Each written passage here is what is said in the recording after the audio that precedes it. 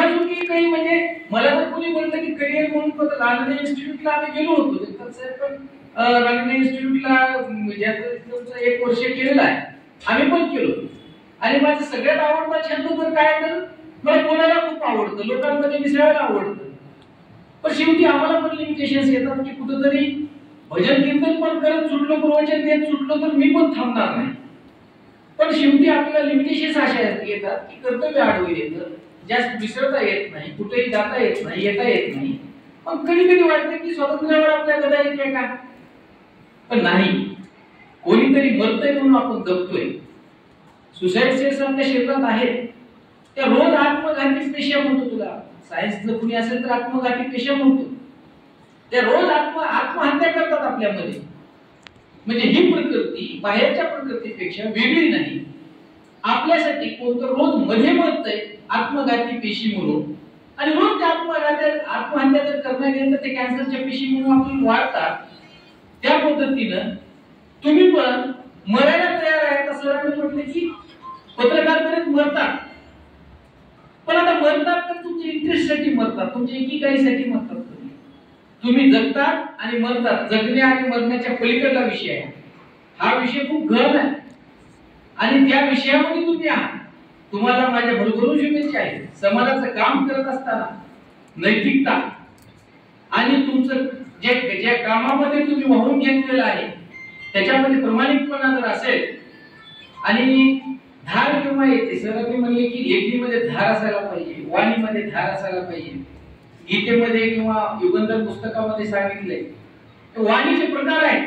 4 प्रकार सांगितले आहेत त्यांनी: वैखरी, पशयंती, परा आणि मध्यमा. जी आत्म्यापासून वाणी पाजळते, जी आत्म्याला जाऊन भिडते. शंकराचार्य म्हणतात की अद्वैत सिद्धांत आहे, इथं 2 कुणी नाही.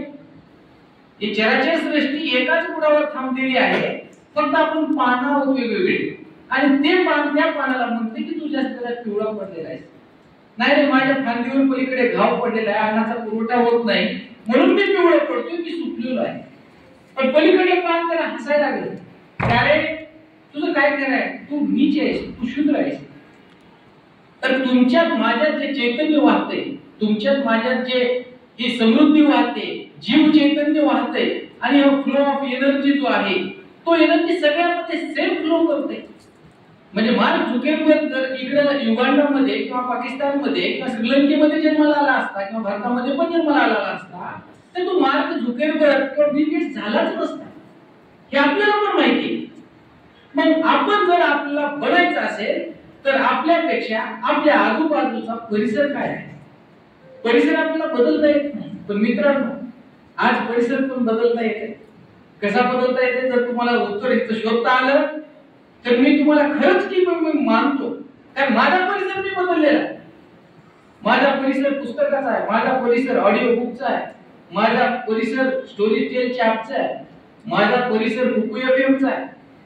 पण त्याच्यामधून मी काय वाचतोय आणि काय घेतोय आणि काय फील करतोय हे तुम्हाला सांगितलं तर तुम्हाला ते समजणार नाही आणि समजत पण नाही. म्हणजे बरेच वेळेस की मी आणि शेख साहेब मागच्या वेळेस 1.5 ते 2 तास, मला वाटतं 3 तास चर्चा केली.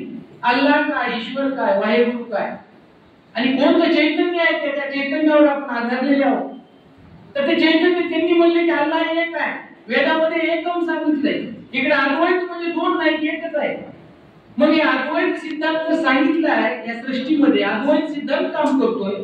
म्हणजे कुत्र्याला मार लागतोय, त्याचं रक्त बळबळतंय, तर जीवातल्या कोणत्याही जीवाला वाईट वाटते. तर वाईट का वाटते? कारण त्याचं तुझं कनेक्शन आहे. असं नाही तू वेगळा नाही तुझ्यापासून. तुला वाईट वाटते, तुझ्या पण अंगात किंवा डोळ्यात अश्रू येतात. तर त्यांनी सांगितलं शंकराचार्य अद्वैत आहे, 2 नाही, एकच आहे. मग एकच आहे तर ते 2 कसे दिसतात? 2 कसे दिसतात? तर त्यांनी सांगितलंय की बाबा मडकी तशी 100 ठेवली, चंद्र वरून 100 मडक्यामध्ये 100 दिसते आणि मग आपण तिथं जातो. अरे आपल्याला वाटलं होतं तिथं जाऊन ते दिसते, पाणी दिसते, पण ते मृगजळ आहे असं वाटते.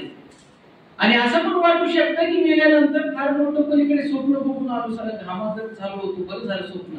स्वप्नातली जशी असती, आयाम असतो, ते डायमेन्शन असतं.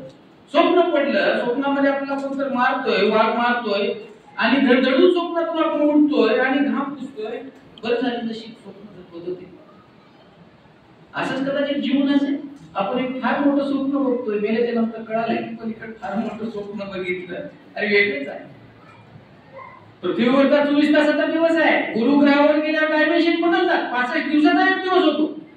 मग इथला माणूस जर तिथे नेऊन टाकला आणि 100 वर्षाला परत आला तर इकडे 4 पिढ्या मरून गेलेल्या आहेत, कुणीच नाही. मग डायमेन्शन एक आहेत का? नाही. त्याच्यामुळे तुम्ही माझ्याबद्दल काय विचार करता, सरांबद्दल काय विचार करता, तुमचे विचार पलीकडच्या बाजूचे असतील, पण पलीकडून बघा चंद्र कसा दिसतो, वेगळा दिसेल. म्हणून तुम्ही जे बघता तसं असतं तसं नाही, दोन्ही बाजूने विचार करायचा. मी त्या ठिकाणी ठेवून बघतो मला किती त्रास आहे, खरंच पत्रकारांना खूप त्रास आहे. त्याला सुरक्षा नाही आणि उदरनिर्वाहाचे साधन काय देव जाणे, मला तर माहिती नाही, मला तर जाणवले नाही आतापर्यंत. पण खरंच तुम्ही जे करताय, वाहून घेताय, ते तुमचं म्हणजे आयुष्यामध्ये सॉक्रेटिस विषयाचा प्याला दिला. मी जर विष पिलो नाही तर मी माझ्या विचारासोबत राहिलो नाही असं होईल. मी विषयाचा प्याला पितो नाही पडून जाणार. म्हणून सुकरात आज जिवंत आहे. सॉक्रेटिसचा शिष्य प्लेटो आणि प्लेटोच्या नंतर अरिस्टॉटल. म्हणजे हुशारी, इंटेलिजन्स इज पॉवर, सॉक्रेटिस न म्हणला. आणि प्लेटो म्हणतो की नाही, इंटेलिजन्स म्हणजे हुशारी म्हणजेच सगळी पॉवर नाही, त्याच्यासोबत तुम्हाला विवेक महत्वाचा आहे. ती हुशारी लादेन वापरतोय, ती हुशारी अब्दुल कलाम